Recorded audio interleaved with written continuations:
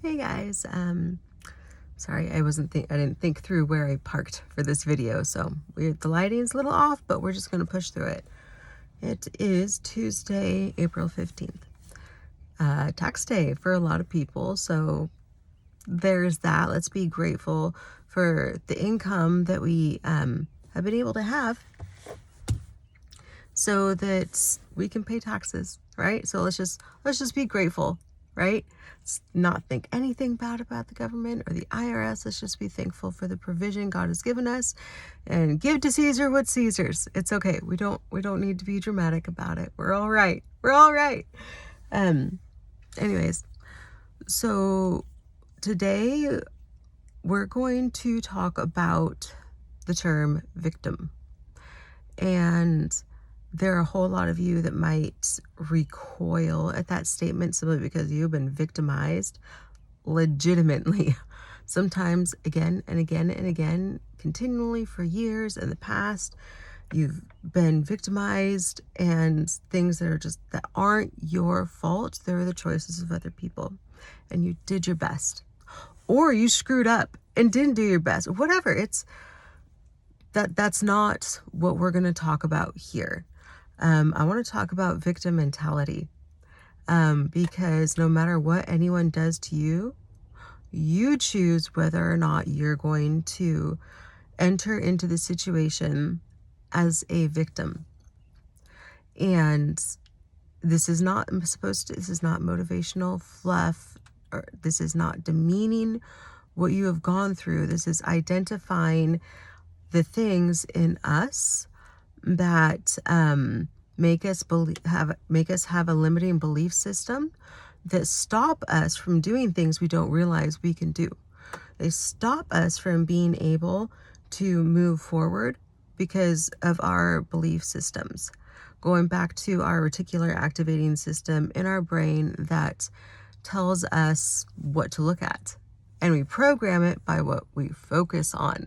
And guess what? This world is always trying to program your reticular activating system, which is in your body, which is a part of your soul, your mind, will, and emotions.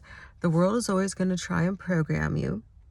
The ruler of this dark world is going to try and program you to think and see and believe things that are not to your advantage, but are to your detriment and to the detriment of the world, to bring you down and to keep you down and to keep you not a threat, because the strings are attached.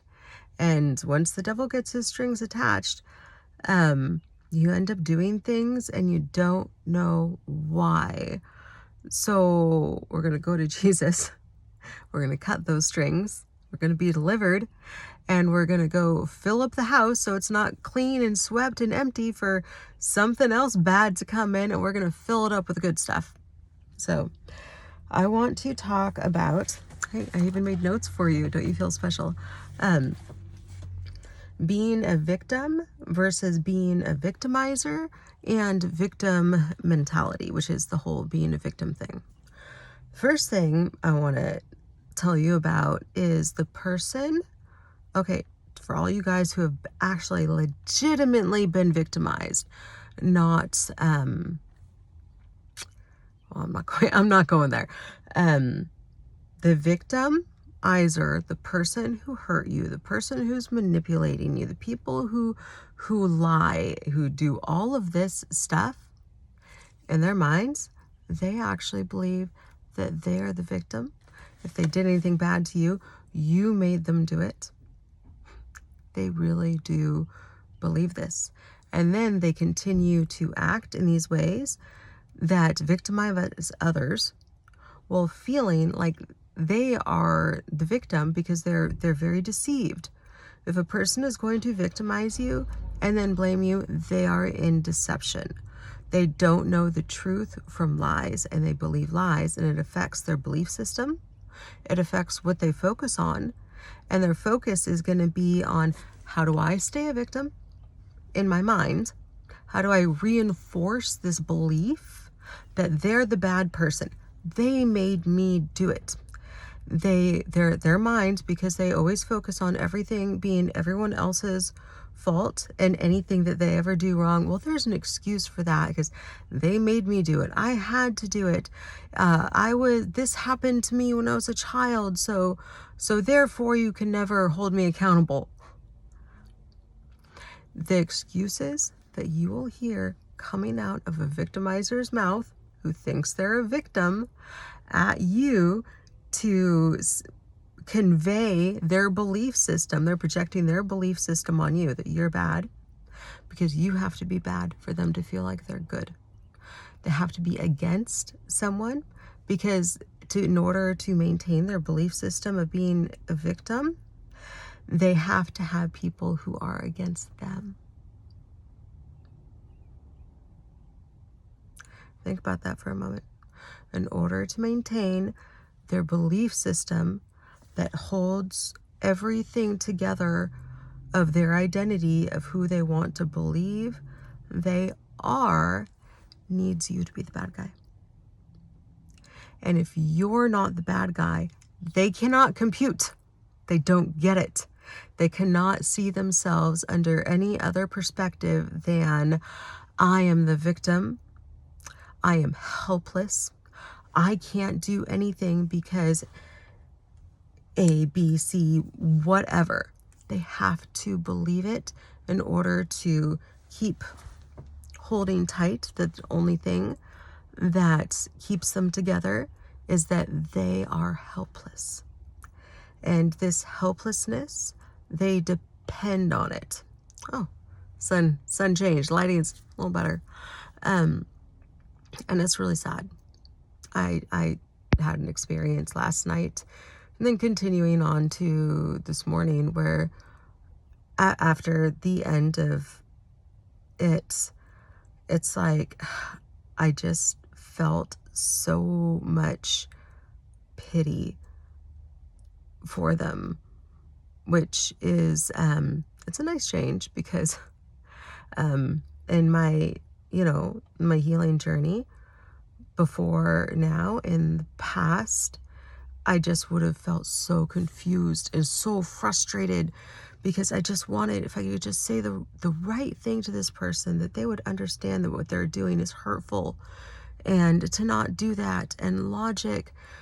And now that I am in a phase of acceptance, I know that their entire belief system and how they function is not based on reality.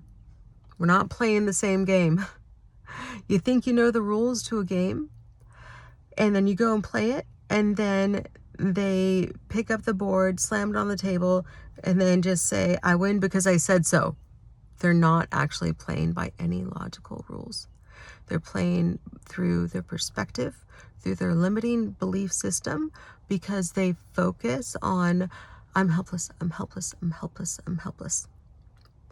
And they, for whatever reason, have not been able to break free from that trap and get the freedom that they really, truly need to no longer be a victim, because they're their own worst enemies. And it's really sad. It is really, really sad that these people who are victimizing you they may never have a deep and meaningful relationship with anyone, because their limiting belief systems keeps them harming others, harming their relationships, and they're miserable, unhappy people. And God didn't design anyone to be miserable and unhappy. That's not what God meant for these people's lives. He meant for better. And I'm not going to make a single excuse for their behavior, but we can have compassion and understanding on their basically handicapped when they go really far. Okay, I'm going to use the word narcissism. They go really, really far down that road of narcissism and everything They are literally captives. They are entrenched in victim mentality and continue to hurt those around them, trying to hold it all together, because they're a mess. They're an absolute mess. And it's so hard for you because they project the mess inside onto you to make them feel better. And I want to release you from that, knowing that you cannot control someone else's belief system. Can't do it. You can love them and you can care for them and you can have compassion for them, but you also need to have boundaries for them and not take their crap. Number one, just don't take it. Just walk away. You are under no obligation whatsoever to ever engage with a person who's being disrespectful, condemning, rude, lying, accusing. You are under no obligation whatsoever to listen to any of that, even if it means repeating a phrase over and over again to, say you're trapped in the car and you don't have earbuds and they're going off on you. You don't have to have a conversation with that person. You can simply say, I will talk to you when you choose to be respectful. I will talk to you when you choose to treat me with dignity. I am not listening to this. I will not engage in this conversation. And you can say those things, interrupting them, talking over them, because eventually they will give up. They will give up. But you have to do it from a place of, I'm going to maintain my dignity and my composure and not be nasty, because that's they win. If you're nasty back, they win. They, in their minds, it's a lose-lose, but if you're nasty back, they love it. They pretend they hate it, but they love it, because that gives them something to grab onto in that false limiting belief system to hold on to, because they have to be the victim. And then when you're nasty back, they hold that like, yes, see, look, I was right. They're a horrible person. It's all their fault. You've been there. Come on. I know it. You're watching this video. You've been there and you've been in these situations and you're like, girl, you're preaching to the choir. I am. Y'all are the choir. We're preaching to each other. So, okay, this video is going to be a little bit longer because I feel like I really need to not just talk about that. We need to go to the other side of this. Let me flip my alert.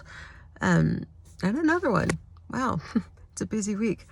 On the other side of victim mentality is something that's so powerful and so empowering.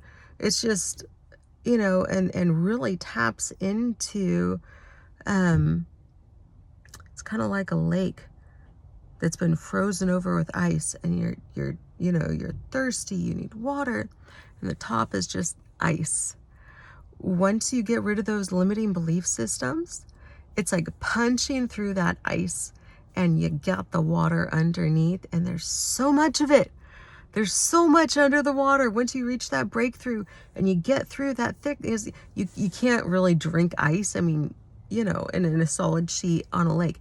I mean, even if you were to chew some ice up, it's like, you got to get it up. We've got to take that limiting thing that's the barrier between us and the truth, and us living and walking in the truth that God created us for. We have to get rid of it. And even if all you can do right now is start chipping away, you keep chipping away.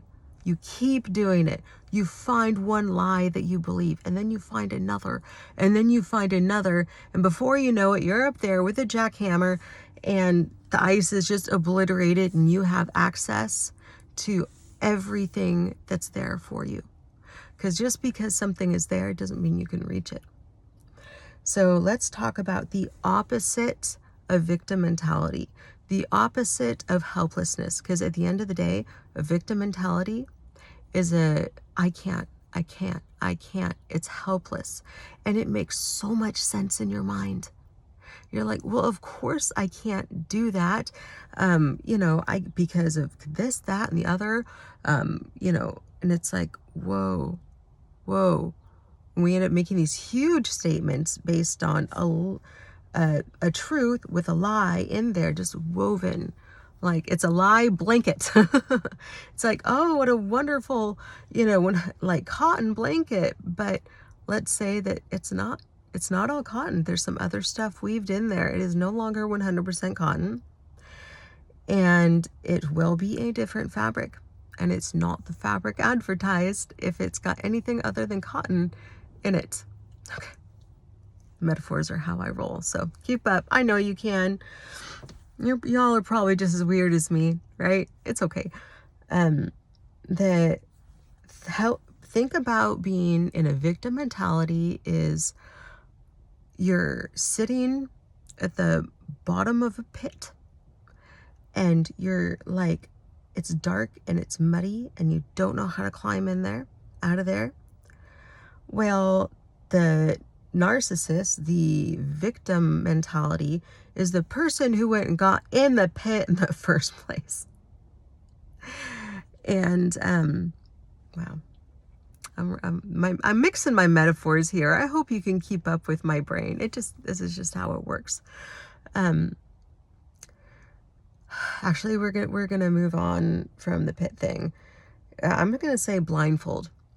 So let's say you don't realize that you're blindfolded. Someone who's a problem solver, when they are like, I can't see the way. Okay, victim mentality would be like, I can't see, I'm blind, I'm never ever gonna see anything ever. And you just sit down and don't move. Right? That's an option. We could do that. It's not a good option. To be the problem solver and say no to helplessness means that I am going to find any and every way. Okay, I can't see. Okay, let's just make a check. What can I do? Can I feel it? Blindfold. Okay, I can't get it off my eyes. Why can't it? It won't come. All right. Well, can I find something to cut it off? Because I need to see. Do you see the difference there? A victim is going to say, I'm blind. Someone who's not a victim anymore is going to say, I'm getting this blindfold off. That's not my truth. I'm going to see. I'm not going to live in that.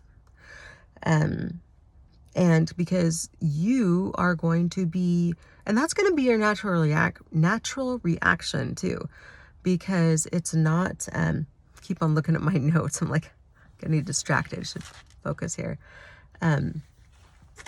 You've got to train your beliefs by what you focus on. The Bible says hold every thought captive, right? All of them. Take them all, examine them all. Okay, I have this belief that, I don't know, maybe I'll think of a metaphor, maybe not. Let's say you have this belief. Let's just pick it up and look at it.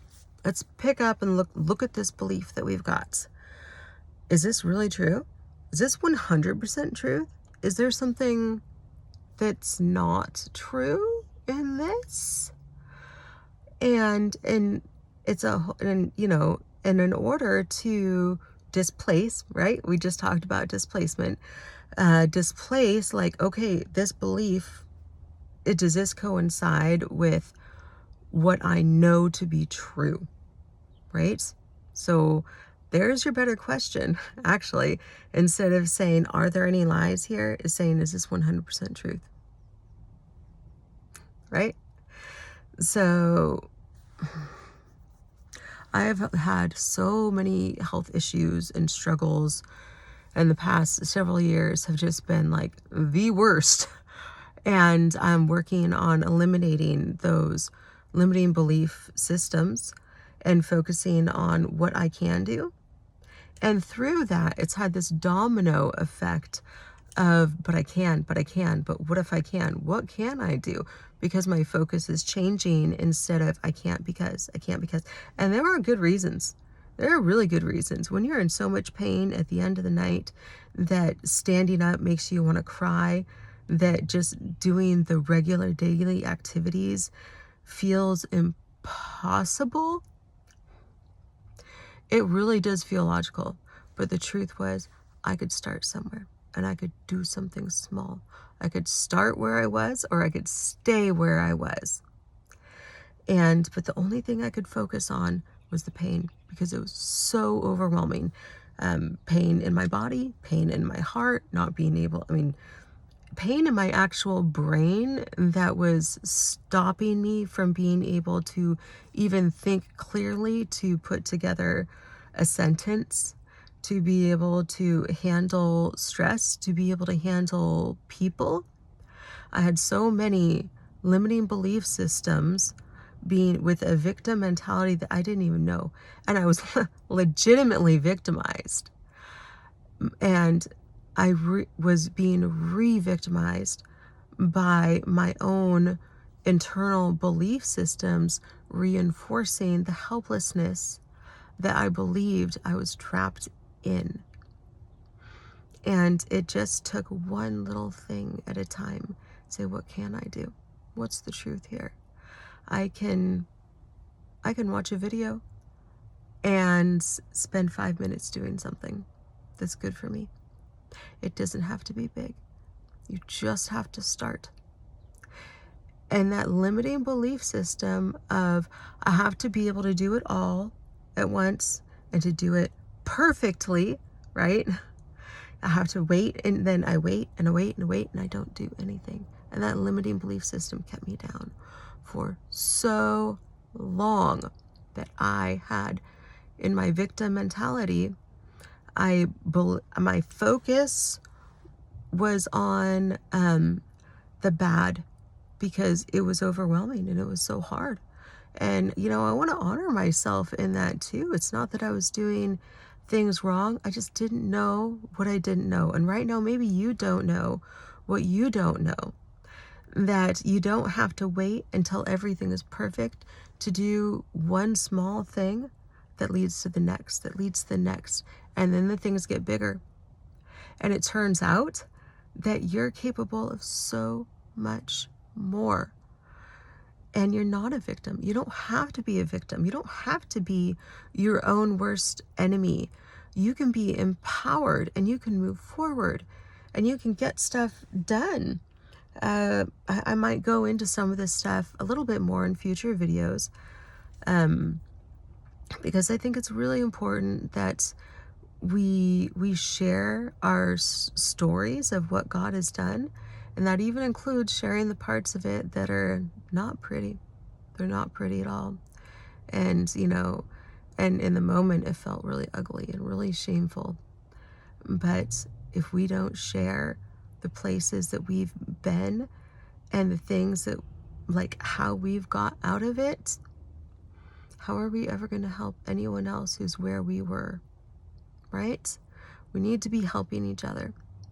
So I'm going to tell you right here, right now, that you don't have to be a victim in your mind, that you can change and keep yourself from intrusive thoughts by doing exactly what the Lord tells us to do, by focusing on what is good and what is pure.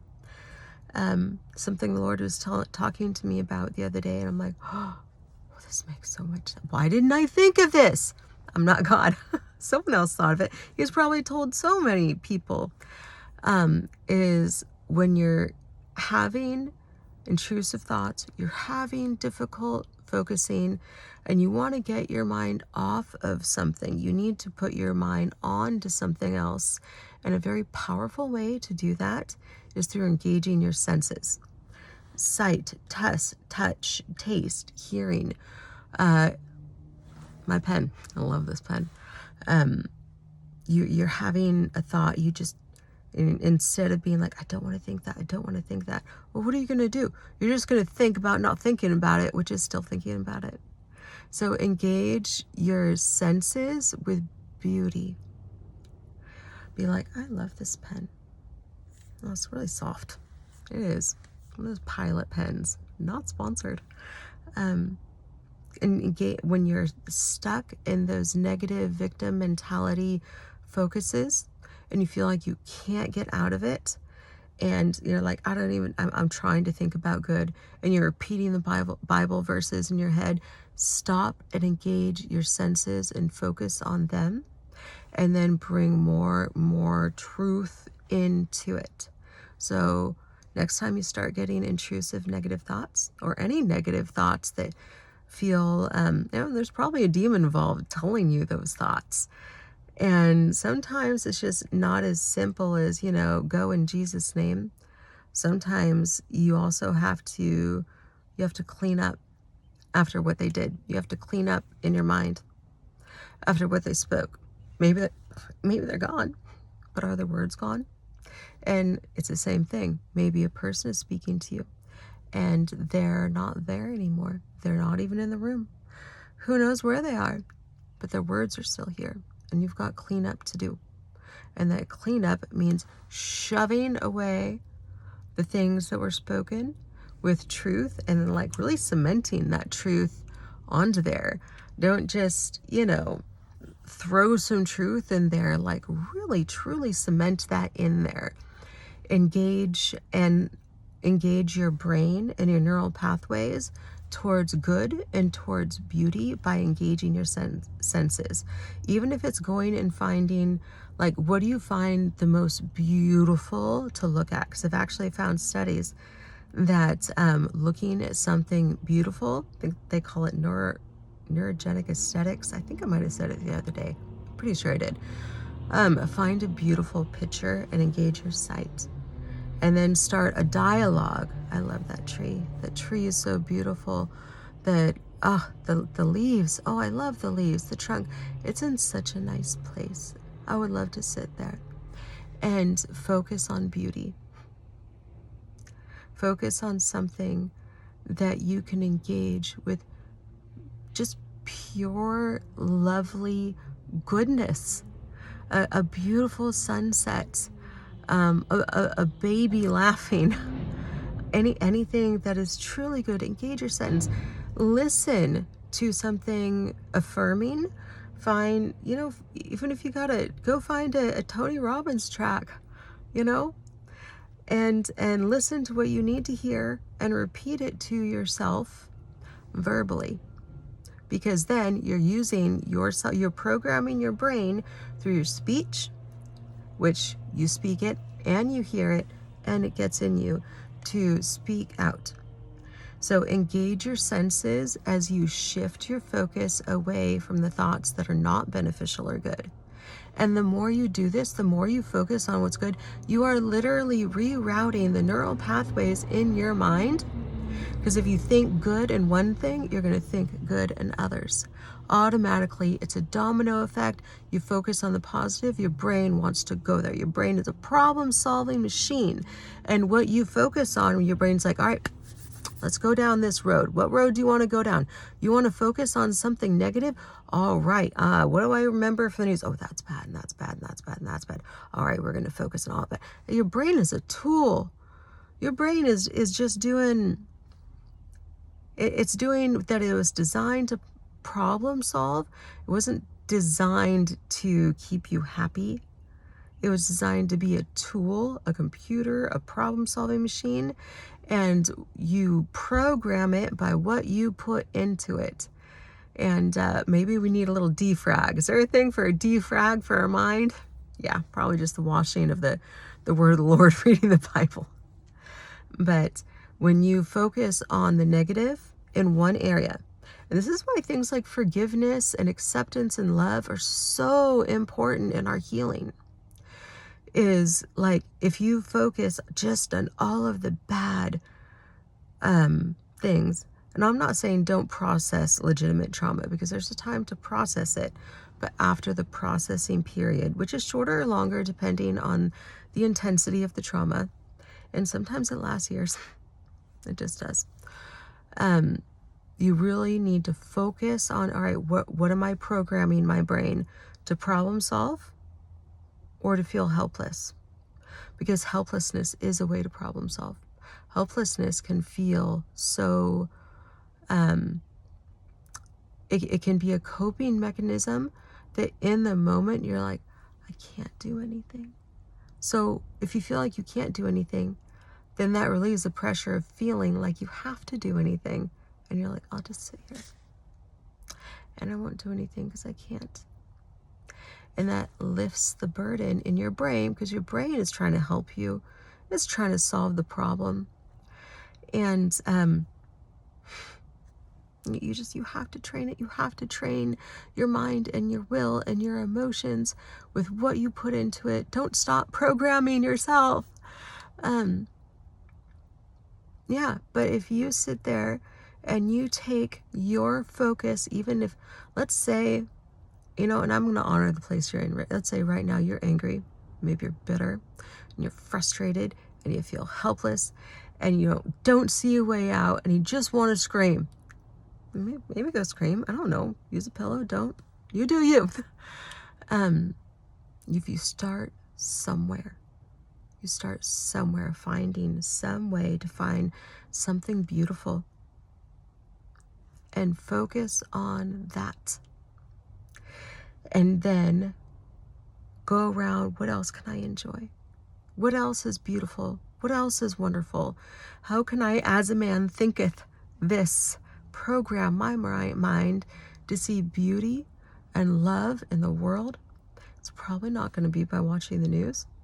Maybe you need to go and watch some testimonies of people who have done wonderful things. Go look at videos of kindness and talk to the Lord. Be like, you know what? I want to be kind and loving like that person over there who did that. I love that. I love that part of them that did that wonderful thing that was so you, Lord, in that person. And you're like, you know what? I'm going to choose to be that. I'm going to choose to be kind. I'm going to choose to be loving. I'm going to choose the things that are my choice. Wow. Okay. This is the longest short video I've done yet, but I felt like this is really important that you're just here. My cliff notes at the end of this. Let's bring it all together. Your brain will seek to confirm what you believe, and you are going to believe what you focus on, whether it's the truth, whether it's a lie, whether it's part truth or part lie, whether it's beauty or whether it's pain. Your brain is wired to focus on that. And in this world, it will, there is never going to be a point in time where you're not going to have to at least stand on holding on to truth and beauty and love. It'll get easier. It gets easier as you go. You can start somewhere. You can start anywhere. But you know that if you choose to focus on something that's negative, and when I say focus, I'm not talking about processing trauma, because you do need to process, and sometimes you do need to go through those things, and it's hard and it hurts, but we have to process in a way that's healthy, that we can move forward and we won't be stuck in it. Because just shoving our emotions back and not properly bringing truth into the situation, a truth that sets you free until it's deep within you, well, there's going to be other stuff taking its place inside you, and that will come out. So you choose what comes out by your focus. Something Tony Robbins said, and I don't even know if he was a Christian, but that guy's got a calling on his life to help people, and I think it's beautiful. You don't experience life, you experience the life you focus on. And that is so true. So true. I'm going to get up and go to the gym, and I could be like, I hate doing this. How come other people are naturally skinny?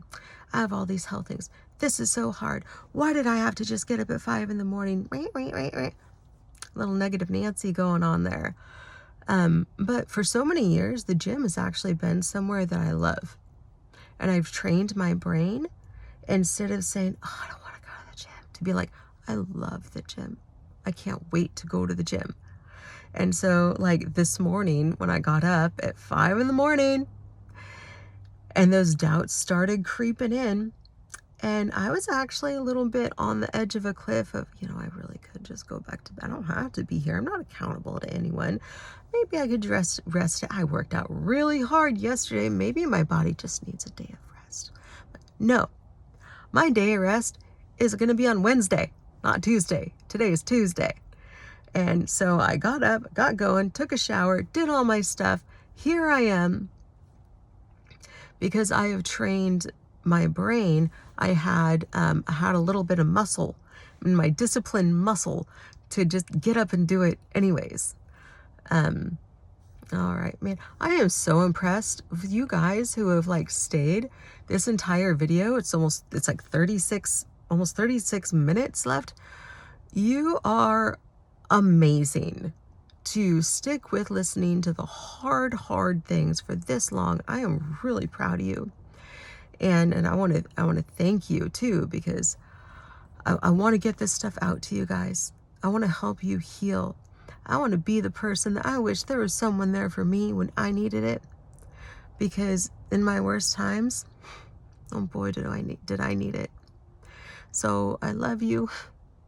I am there with you and I am for you. And I want you to remember that no matter what anyone does to you, you don't have to be a victim. You can rise above. Nothing in this world has the capacity to hold you back. Nothing. So you're going to stop believing lies by believing truth that makes no room for the lies. No room whatsoever. So, all right. Father God, I pray for everyone listening to this video and even my own heart, Lord, that we would have healing, that we wouldn't have victim mentality, that victim mentality would go in Jesus' name. And Lord, that you would bring in your truth of just how wonderful and powerful and beautiful you are in us and how you designed us to be overcomers, Lord. And I pray overcoming for everyone listening to this that needs it. In Jesus' name, amen. All right. Love you guys. Bye.